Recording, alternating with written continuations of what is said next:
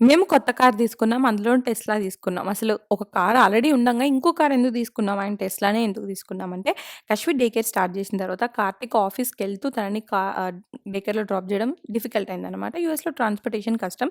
So, ఇంకో car కావాలని అర్థమైంది. అందులో ఫస్ట్ సెకండ్ హ్యాండ్ కార్లు చూసినాం. బట్ మినిమమ్ 10,000 లేనిది ఏ కార్లు రావట్లేదు. అండ్ ఫ్యూచర్‌లో వాటితోని ప్రాబ్లమ్స్ కూడా ఉంటాయి అని ఆలోచించి చాలామంది సజెస్ట్ కూడా చేశారనేసి, సరే కొత్త కార్ తీసుకుందాం అనుకున్నాము. మాకు ఆల్రెడీ ఉన్న కారు సెడాన్. సో, అంతకంటే పెద్ద కార్ కావాలి ఎలాగో అని చూసామన్నమాట. క్రాస్ ఓవర్ కానీ, 7 సీటర్ గాని అనేసి.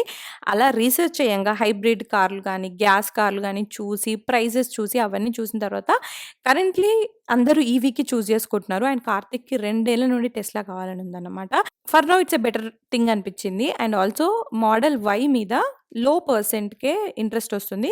1.99 ఏపీఆర్‌కే. సో, ఇవన్నీ కన్సిడర్ చేసి మనకు గూడా ఒక లగ్జరీ లాగా ఉంటుందన్న రీజన్‌తోని టెస్లా తీసుకున్నాం.